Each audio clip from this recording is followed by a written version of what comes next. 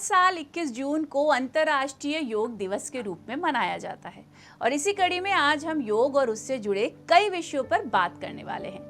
और इस साल यानी 2024 में योग दिवस का विषय yoga for self and society यानी स्वयं और समाज के लिए योग रखा गया है। नमस्कार, मैं हूं सौम्या शुक्ला। योग क्या है?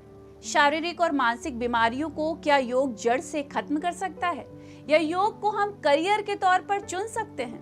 आइए इन सभी सवालों का जवाब जानते हैं योगाचार्य हेरंब अवस्थी जी से।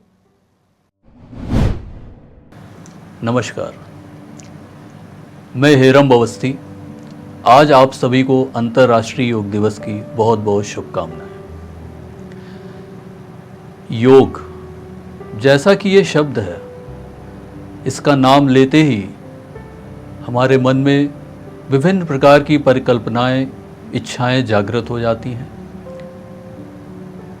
ज़्यादातर लोग योग से खाली व्यायाम और अपने स्वास्थ्य को अच्छा रखने के संदर्भ में ही विचार करते हैं, किंतु योग सिर्फ स्वास्थ्य को ही अच्छा रखने के लिए नहीं है।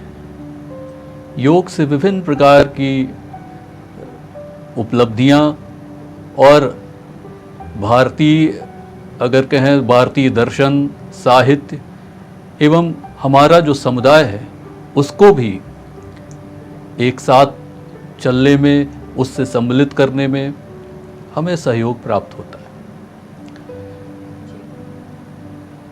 सर्वप्रथम योग को कैसे हम परिभाषित करें, तो योग एक शब्द है संस्कृत में जिसको कहते हैं संग, और उसी से इस योग की उत्पत्ति हुई है। संग यानी कि साथ। हमारा शरीर जो कि पंच महाभूतों से निर्मित है, उन सभी पंचभूतों को व्यवस्थित करना और उनको साथ में लेके चलना कि हमारे सभी जो पंच महाभूत हैं, जिसमें धरती, जल, आकाश, गगन, अग्नि, वायु, इन सभी का जो हमारे शरीर में बैलेंस है, जब वो बिल्कुल उचित मात्रा में होगा और सभी जुड़े रहेंगे, तभी वो योग होगा। और योग करने में इन्हीं सब चीज़ों का सम्मिलन है। योग फिज़िकल हेल्थ के लिए तो सबसे लाभकारी है, क्योंकि हमारी प्राचीन भारतीय परंपरा में और हमारा जो भारत देश है वो योग के नाम से भी जाना जाता है, क्योंकि यहीं से योग प्रारंभ हुआ। और योग आज का नहीं, ये हमारे ऋषि मुनियों उनकी देन है, जिसमें उन्होंने विभिन्न प्रकार के योगों का वर्णन किया है। श्रीमद् भागवत में भगवान श्री कृष्ण ने भी योग दर्शन बताया है। शरीर को स्वस्थ रखने में योग की महत्वपूर्ण भूमिका है। अगर हम नित्य ही कुछ देर, थोड़ा सा समय निकालकर हम योग करते हैं, उचित आसनों को करते हैं, उचित प्राणायाम करते हैं, और वो भी किसी अच्छे गुरु के सानिध्य में उससे जानकारी लेके, तो निश्चित ही आपकी आयु, बल, विद्या, बुद्धि, इसमें सभी की आपकी वृद्धि होगी और आप अपने को स्वस्थ रखते हुए अपने सभी कार्यों में सफलता प्राप्त करेंगे। जो कि मनुष्य के 4 पुरुषार्थ बताए गए हैं, धर्म, अर्थ, काम, मोक्ष, ये सभी पुरुषार्थ भी तभी सिद्ध हो पाएंगे जब आपका शरीर स्वस्थ होगा।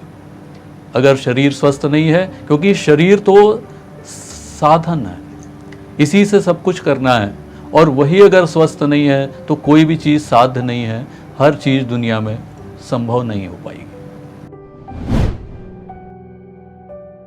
आधुनिक युग में देखें तो हर व्यक्ति इस समय एक दौड़ में शामिल है।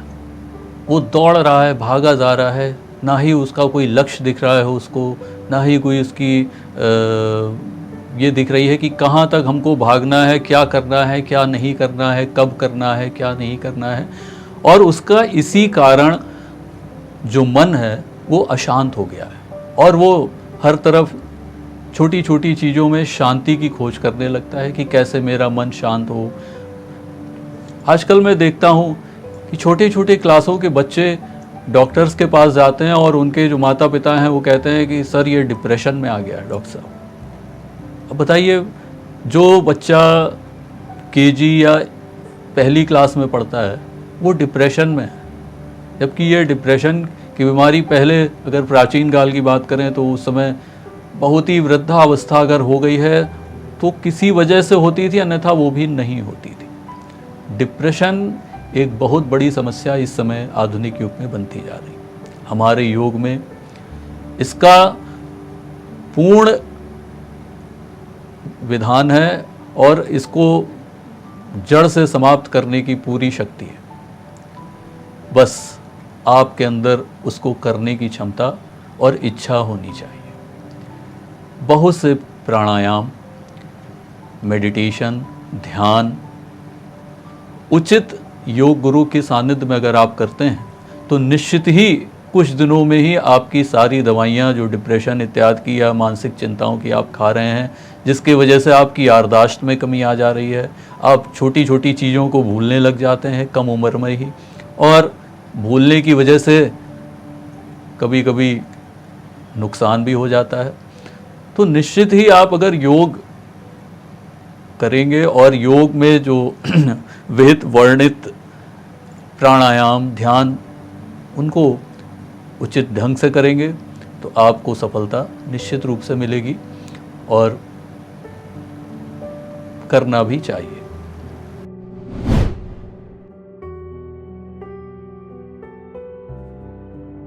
हमारे माननीय प्रधानमंत्री जी इस समय कहते हैं कि भारत को आत्मनिर्भर बनाना है और हमारा भारत आत्मनिर्भर बन भी रहा है। निश्चित ही योग को हम अपनी आजीविका के रूप में भी देख सकते हैं। आजकल के जो हमारे युवा पीढ़ी है उसके लिए बहुत ही लाभदायक अवसर हैं और ये अवसर 10+2 यानी कि 12वीं कक्षा के उपरांत वे प्राप्त कर सकते हैं। हमारे देश में हर जगह जो भी यूनिवर्सिटीज़ हैं, विश्वविद्यालय हैं, कुछ डिग्री कॉलेजेस भी हैं, कुछ प्राइवेट संस्थाएं भी हैं जो इन कोर्सेज़ को कराती हैं, डिप्लोमा कोर्स होते हैं और वहाँ से वो युवा उन डिप्लोमा कोर्सेज़ को 6 महीने के भी होते हैं, साल भर के भी होते हैं। इसमें ग्रेजुएशन कोर्स भी है, साथ साथ में पोस्ट ग्रेजुएशन कोर्स भी हैं। उदाहरण के तौर पे अगर हम देखें तो हरिद्वार में हमारी यूनिवर्सिटी है, पतंजलि योग पीठ है, और शांति कुंज हरिद्वार में वहाँ जो विश्वविद्यालय है, कलकत्ता में एक विश्वविद्यालय है, बनारस विश्वविद्यालय, और अब तो यहाँ लखनऊ विश्वविद्यालय भी योग में डिग्री प्रदान करने लगा है। और इस डिग्री को प्राप्त करके आप अपनी आजीविका को प्रारंभ कर सकते हैं। और आजीविका प्रारंभ करने में विशेष चीज़ तो योग की ये है कि इसमें सिर्फ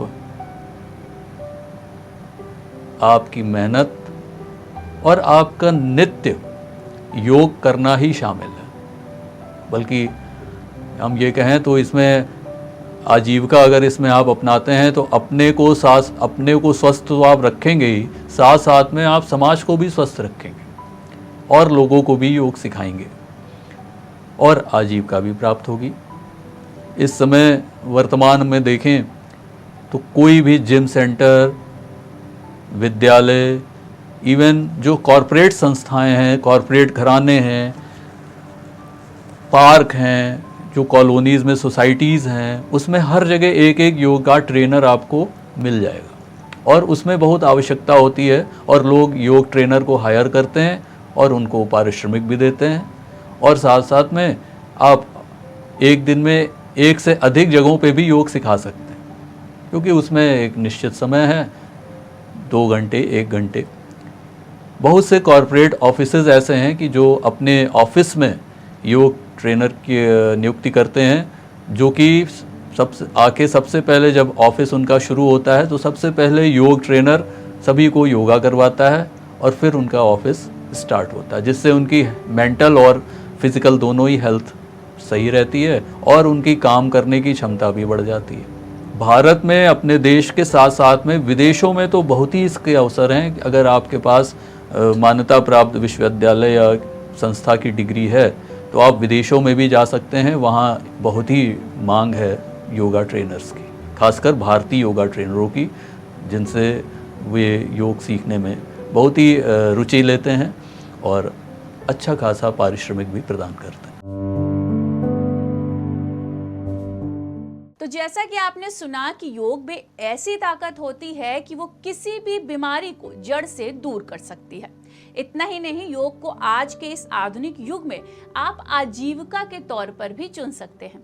अभी के लिए फिलहाल इतना ही। आज की खबर की पूरी टीम की तरफ से आप सभी को अंतर्राष्ट्रीय योग दिवस की हार्दिक शुभकामनाएं। नमस्कार।